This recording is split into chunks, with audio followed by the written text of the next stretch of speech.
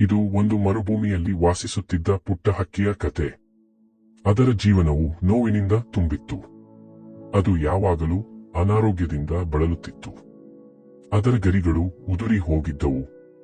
ಅದಕ್ಕೆ ಹಾರಲು ಸಾಧ್ಯವಾಗುತ್ತಿರಲಿಲ್ಲ ಮತ್ತು ಅದಕ್ಕೆ ಶಾಶ್ವತ ಮನೆ ಇರಲಿಲ್ಲ. ಅಲ್ಲಿ ಆಹಾರ, ನೀರು ಇರಲಿಲ್ಲ. ಕೇವಲ ಒಂಟಿತನ, ಹೋರಾಟ ಮತ್ತು ದುಃಖ ಅದರ ಜೀವನವಾಗಿತ್ತು. ಒಂದು ದಿನ ಒಂದು ಬಿಳಿ ಪಾರಿವಾಳವು ಬಲಹೀನ ಹಕ್ಕಿಯ ಬಳಿ ಹಾದು ಹೋಗುತ್ತಿತ್ತು. ಅವನನ್ನು ದಯವಿಟ್ಟು ನಿಲ್ಲು ಸಹೋದರ ಎಂದು ಕರೆಯಿತು. ಆಗ ಪಾರಿವಾಳವು ಬಂದು ಕೇಳಿತು, ಏನಾಯಿತು ಸಹೋದರಿ, ನೀನು ಯಾಕೆ ತುಂಬಾ ದುಃಖಿತಳಾಗಿದ್ದೀಯಾ? ಪುಟ್ಟ ಹಕ್ಕಿ ಕೇಳಿತು, ನೀನು ಎಲ್ಲಿಗೆ ಹೋಗುತ್ತಿರುವೆ? ಪಾರಿವಾಳ ಉತ್ತರಿಸಿತು, ನಾನು ಸ್ವರ್ಗಕ್ಕೆ ಹೋಗುತ್ತಿದ್ದೇನೆ. ಇದನ್ನು ಕೇಳಿದ ಹಕ್ಕಿಯ ಕಣ್ಣುಗಳಲ್ಲಿ ಒಂದು ಸಣ್ಣ ಭರವಸೆ ಮೂಡಿತು.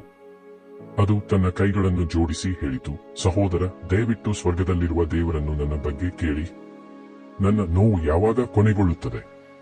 ನನ್ನ ಕೆಟ್ಟ ದಿನಗಳು ಯಾವಾಗ ಒಳ್ಳೆಯ ದಿನಗಳಾಗಿ ಬದಲಾಗುತ್ತವೆ? ಪಾರಿವಾಳವು ಭರವಸೆ ನೀಡಿತು, ನಾನು ಖಂಡಿತವಾಗಿಯೂ ನಿನ್ನ ಬಗ್ಗೆ ಕೇಳುತ್ತೇನೆ ಎಂದು ಹೇಳಿ ಪಾರಿವಾಳವು ಹಾರಿಹೋಯಿತು. ಪಾರಿವಾಳವು ಸ್ವರ್ಗವನ್ನು ತಲುಪಿದಾಗ ಪ್ರವೇಶದ್ವಾರದಲ್ಲಿ ಒಂದು ದೇವತೆಯನ್ನು ಕಂಡಿತು. ಪಾರಿವಾಳವು ನರಳುತ್ತಿರುವ ಹಕ್ಕಿಯ ಬಗ್ಗೆ ದೇವತೆಗೆ ಹೇಳಿತು ಮತ್ತು ಅದರ ಭವಿಷ್ಯದ ಬಗ್ಗೆ ಕೇಳಿತು. ದೇವತೆ ಉತ್ತರಿಸಿದಳು, ದೇವರು ಅವಳ ಜೀವನದಲ್ಲಿ ಇನ್ನೂ 10 ವರ್ಷಗಳ ದುಃಖವನ್ನು ಬರೆದಿದ್ದಾನೆ. ಅಲ್ಲಿಯವರೆಗೆ ಅವಳಿಗೆ ಸುಖವಿಲ್ಲ. ಪಾರಿವಾಳಕ್ಕೆ ಬಹಳ ದುಃಖವಾಯಿತು.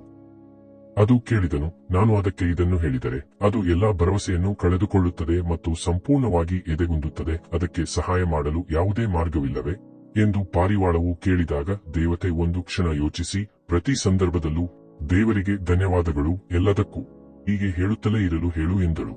ಇದು ಅವರ ನಿಜವಾದ ಪರೀಕ್ಷೆ. ಪಾರಿವಾಳ ಹಿಂತಿರುಗಿ ಹಕ್ಕಿಗೆ ಈ ಸಂದೇಶವನ್ನು ತಿಳಿಸಿತು. ಮೊದಮೊದಲು ಹಕ್ಕಿಗೆ ಅರ್ಥವಾಗಲಿಲ್ಲ, ಆದರೆ ಏನು ಸಂಭವಿಸಿದರೂ ಅದು ಯಾವಾಗಲೂ ಹೇಳುತ್ತಿತ್ತು, ಎಲ್ಲದಕ್ಕೂ ದೇವರಿಗೆ ಧನ್ಯವಾದಗಳು ಎಂದು. ಅದು ತನಗೆ ತಾನೇ ಭರವಸೆ ನೀಡಿತು.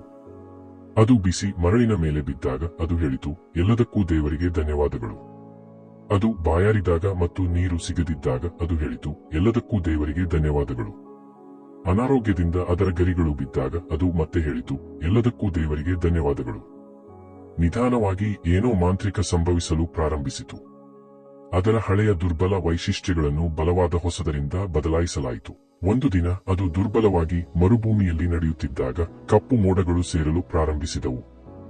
ಬಲವಾದ ಗಾಳಿ ಬೀಸಿತು ಮತ್ತು ಮರುಭೂಮಿಯಲ್ಲಿ ಇದ್ದಕ್ಕಿದ್ದಂತೆ ಭಾರೀ ಮಳೆ ಬೀಳಲು ಪ್ರಾರಂಭಿಸಿತು.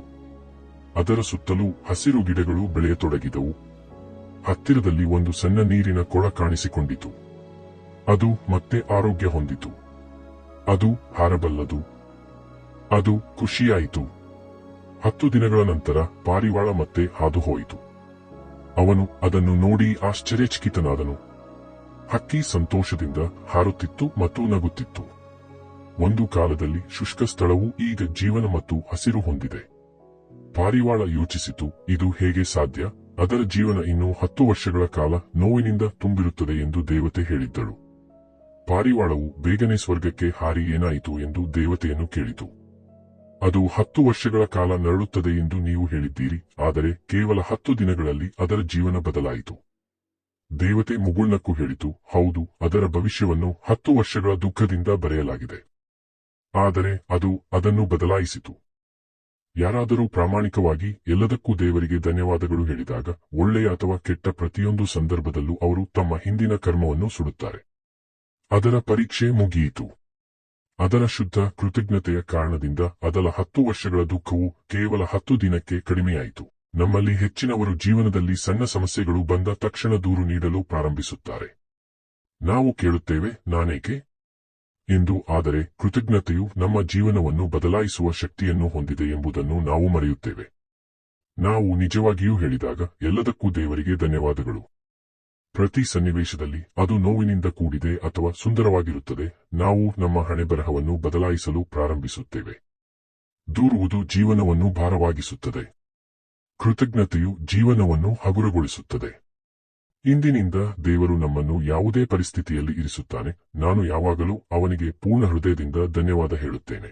ಕೆಲವೊಮ್ಮೆ ಈ ಒಂದು ಸಣ್ಣ ಬದಲಾವಣೆಯು ನಿಮ್ಮ ಇಡೀ ಜೀವನವನ್ನು ವರ್ಗಾಯಿಸುತ್ತದೆ.